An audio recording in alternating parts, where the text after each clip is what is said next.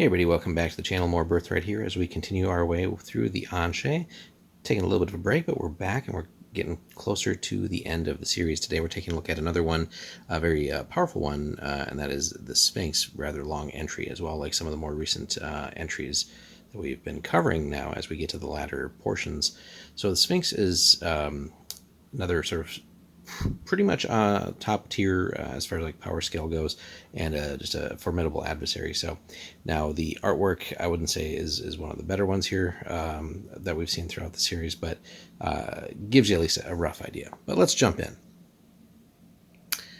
I was hunting somewhere near the Tarvanian hills. I was searching for the lost great cats that reportedly killed wantonly and crept into pole houses to attack women and children.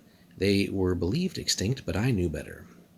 I could feel in my heart they still prowled the savannah, and I wanted to hunt one and bring it down. I had something to prove, but wouldn't admit that for the world. I wanted to search the plains for one, sight it with my bow, and kill it before it did so to me. I was in touch with my primitive self, and it made me feel more alive. My friends told me I was crazy with a death wish, but they didn't understand. I didn't want to use my magic, for I was a spellcaster, but the instruments of our ancestors to prove the cat's mortality. The savannah is a big place. It stretches far beyond the horizon, and it all looks the same. Soft rolling hills with a few twisted trees to break the monotony, and these trees were my only hiding place. I stealthily made my way up one of these trees, threw my bow over my shoulder, and started my ascent. Climbed about 10 feet when I grabbed a tuft of hair. My heart sank as I looked up in time to have a huge forepaw slice my face. It caught me below and through the left eye, and I fell, landing on my back with a huge savanna cat leaping upon me with unsheathed fangs and claws. I don't recommend being mauled by claws and torn by fangs, nor do I recommend having your skull crushed by the canines of a large predator. The feeling is indescribable, and I was mysteriously still cognizant and feeling every bit of this in the worst way. As the beast chewed and swallowed my dead body, I still retained consciousness. I remember the warmth of its stomach, the pounding of the beast's heart, and an odd clarity as my consciousness finally came to rest in the creature's brain. For the first time, I saw from the great cat's point of view. The colors were dull, muted, and gray, but my ability to detect motion and heat were uncanny. I don't know how it happened, but my awareness overpowered that of the lion that originally bore this body and had consumed my own flesh. When I saw the delicious irony of it, the savannah heard for the first time the sound of a lion's laugh. The Sphinx originated from the happenstance condition between a lion and a human named Danil the Inquisitive. The Scrolls of the Tainted, an Annuarian collection of scrolls with information on the Anshe, as they were seen decades ago, tells a version of the Sphinx's origin that differs slightly from the above interview.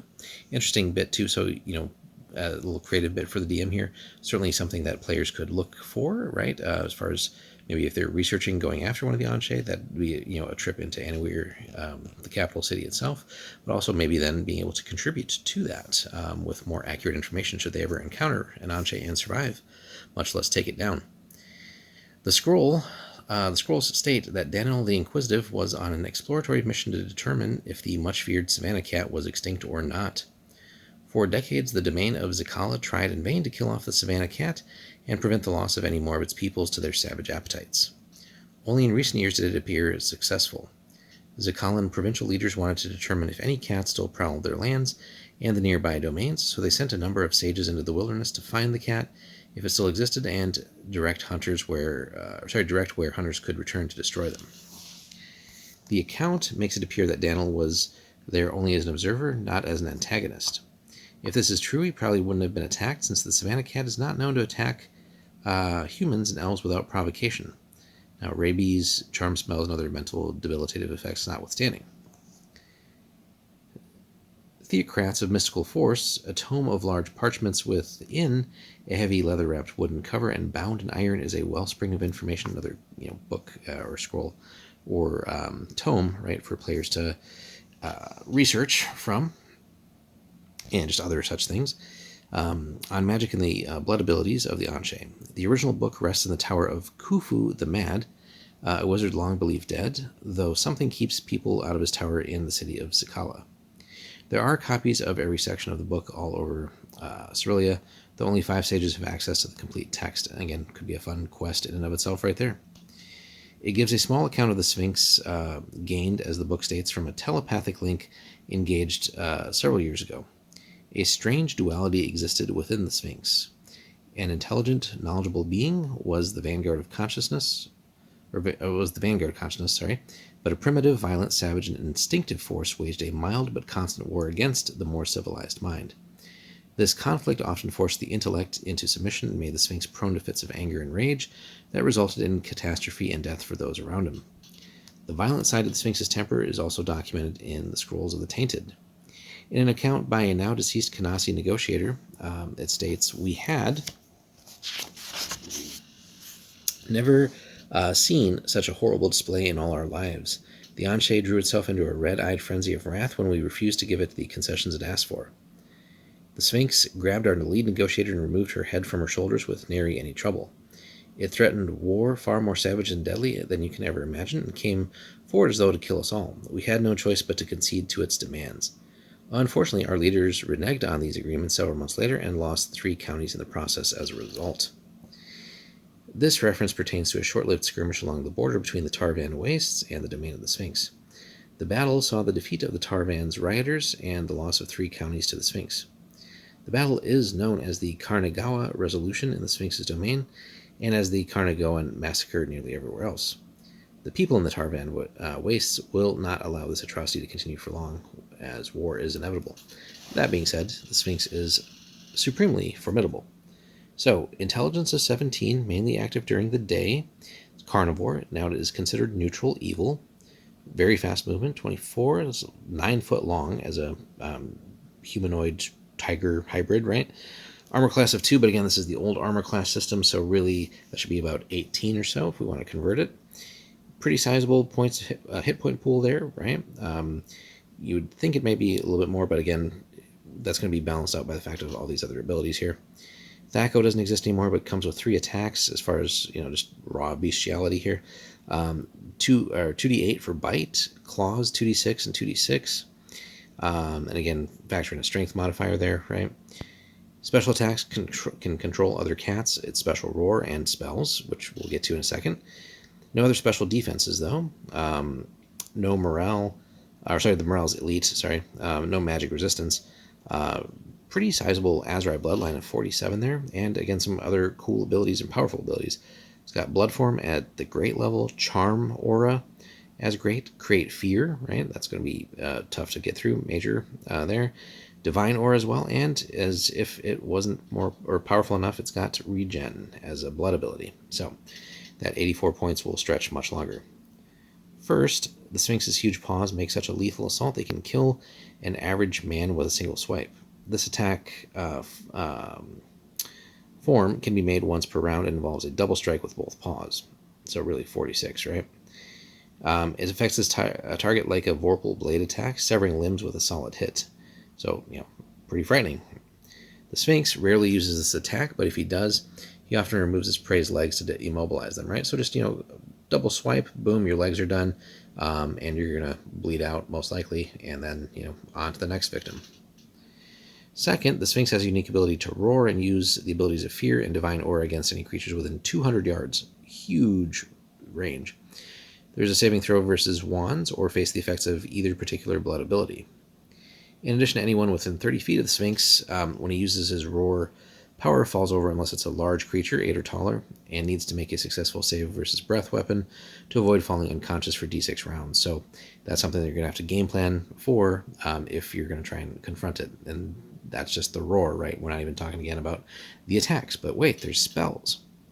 Third, the Sphinx's form has shifted slightly more toward humanoid form within the past few decades, and he can now cast spells as if he were a 12th level wizard again, right? That's kind of where he was when he was a human.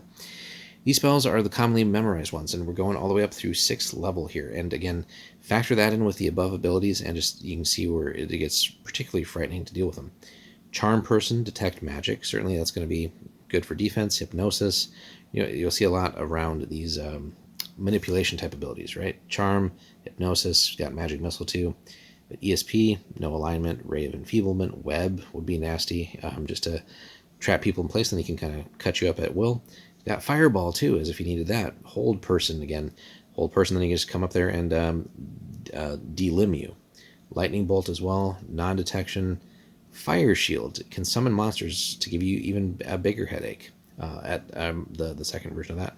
Polymorph if it needs that. Other or polymorph other, but Stone Skin, right? Let's make that armor class even more tough to get through. Cone of Cold, False Vision, Monster Summoning 3, a Wall of Force, and then finally Mass Suggestion. So, just the sheer nastiness of all these little abilities and how it can either, charm people, just cause all these other like psychological effects, right? And then the roar on top of it, and then also just the deadliness of the paw attacks and everything, right? Just counting as a vorpal blade there and just really being able to sever limbs essentially at will.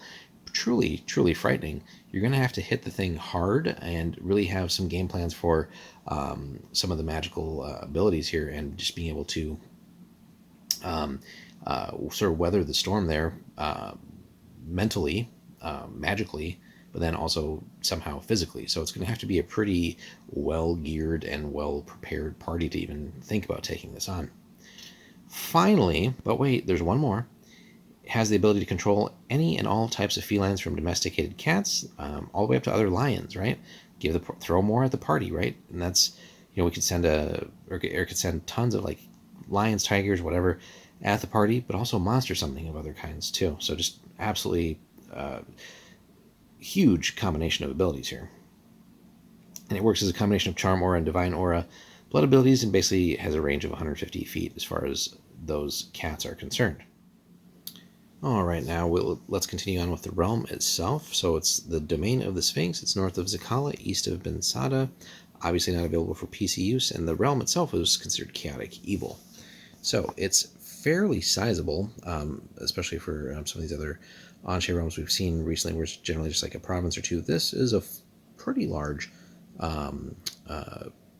domain, right? We're not necessarily going to call it a nation, but you can see they're largely unsettled, mostly a couple of zeros, a couple ones, and a couple twos, and then there are also a couple of threes in there. So Sphinx, whatever the law is, obviously is controlled by the Sphinx, mostly guild activity too. There is a sort of a local trade guild too, and then obviously the Sphinx controls all but one source there.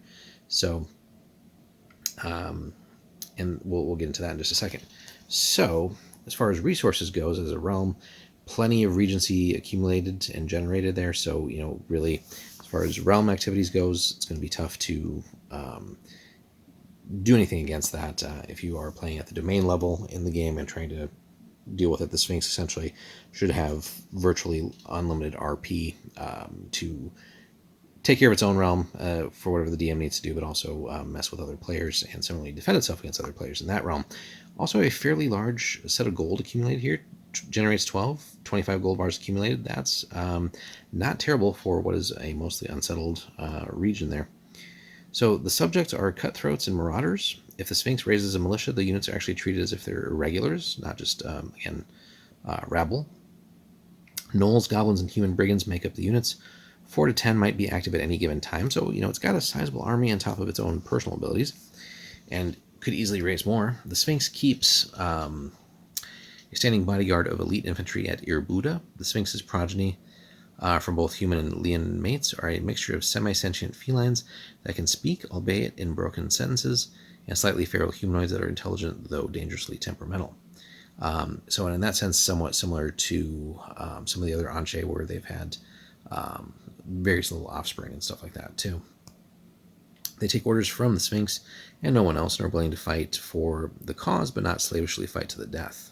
So, again, another formidable danger in trying to go into this realm. All the cats below are listed as having a morale of 20, though they will not fight to the death. Once death is imminent, the beast turns tail and runs from the battle to find a secure place to rest and lick its wounds. Once healed, regardless of the amount of time necessary, it does return to the ranks of the Sphinx's army. As an army, the cheetahs, jaguars, and leopards fight as one unit, as do the great cats. So you've got a whole different type of army unit to deal with too. So imagine just like hundreds of cheetahs and jaguars and leopards racing at you, plus similarly like a unit of big cats charging into your own forces, or you as a party, right? Pretty scary stuff. So the cheetahs there, we get their stats on that. Got jaguars, leopards, lions, savanna cats, right? Tons of powerful allies there. Lieutenants, the most direct and obvious minions of the Sphinx are the great cats. His animalistic nature links it to these mighty predators, and no such animal can resist the Anche's command. A few rare lions and savanna cats have semi-sentience through their association with the Sphinx, as do a number of rumored half-human, half-lion humanoids. Together, the intelligent cats and the Sphinx's agents and assassins throughout the domain, are the actual assassins and agents throughout the domain, and the Leonin humanoids aid him in his ruined capital at Erbuda. The only human with any real influence within the realm are the Korseti Alif, the Hands of the Sphinx. As its cat allies are not capable of managing his holdings, they essentially control all law and guild holdings in the Sphinx's name. It's a small cadre of servants, widely known and feared in the domain, but exists only in rumors outside of its borders. Most human or humanoid servants of the Sphinx tend to be short-lived. Sooner or later, they just, run afoul of the Sphinx's temper, and that's that. So, however, the leader of the Korseti Alif, the priestess Tuara Min Messir, interesting last name for her, right, with the other realm, seems to have some influence over the beastly Anche and has avoided death for some time. She sometimes acts as the Sphinx's voice, speaking for the monster. The strongest allies of the Sphinx are the Yezdaga Gnolls, a savage band of raiders who attack the surrounding lands from their citadel in the Maid Tarvai. A powerful witch chieftain known as Yezd, level 6 fighter, leads them. He is a clever war leader who wishes to replace the Sphinx as ruler of these lands. Good luck. But he's cunning enough to conceal these plans from anyone. So, yeah. Realistically, yeah, not much of a shot there, being only a level 6 Gnoll of all things. But that could be an interesting way. Chaotic, right? So, to each their own, but maybe somehow pitting them against the Sphinx at some point with the right push. But that would be some creative work on the party, if they could even pull something like that off, and not already get into conflict and maybe even kill the Gnoll off. There's also Iori Ilyich, level 7 fighter, and Druid as well, is currently the man most hated by the Sphinx. This Voss, Druid, and Warrior wanders the northern range of the domain, challenging his control over the great cats with his own spells.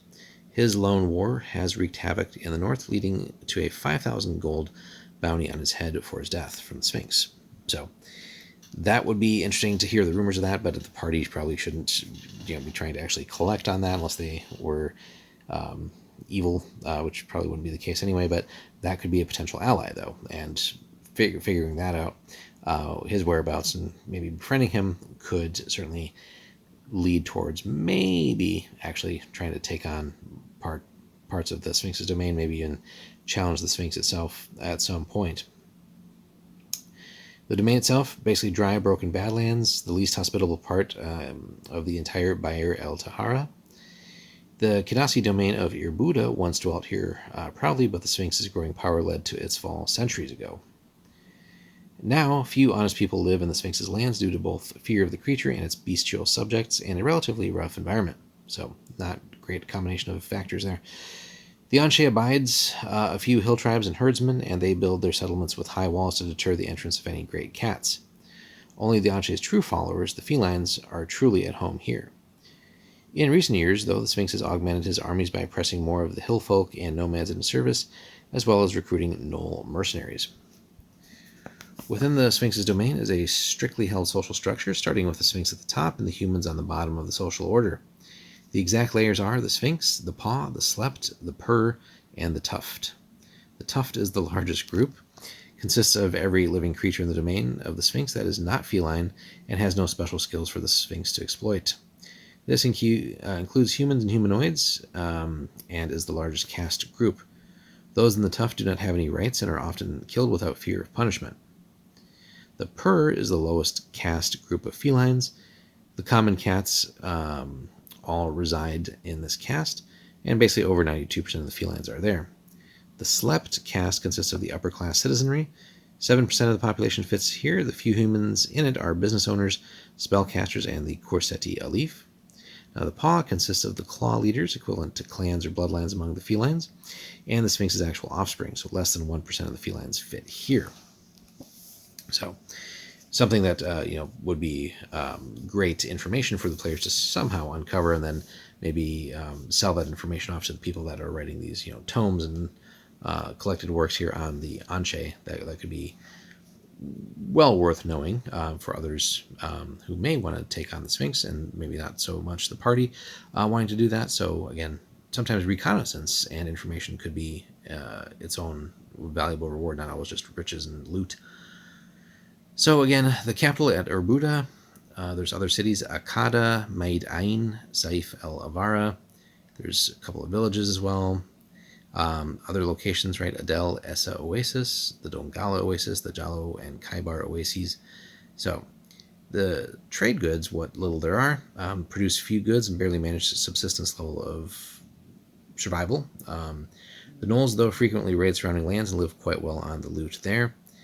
Some raiders sell loot to their neighbors only to steal it back later. Makes sense. Now, the allies, the Corsetti Alif, or the Hands of the Sphinx, serve the monster by controlling the erratic humanoids and brigands of the domain. Most hands are warriors or thieves, but there are some priests who worship the Sphinx and the savannah cats of the Bayer el Tahara.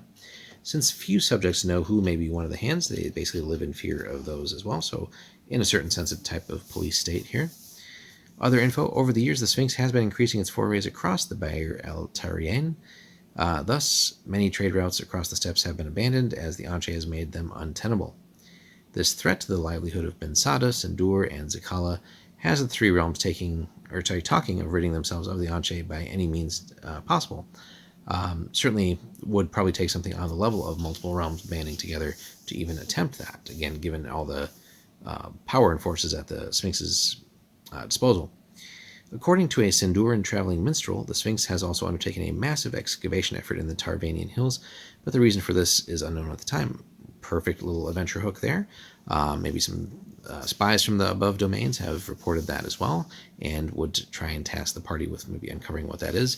And that's fertile ground for the DM to come up with something there. So all in all, another formidable Anche, guys, with a massive realm that kind of affects many of the other Kinasi realms that we've already covered.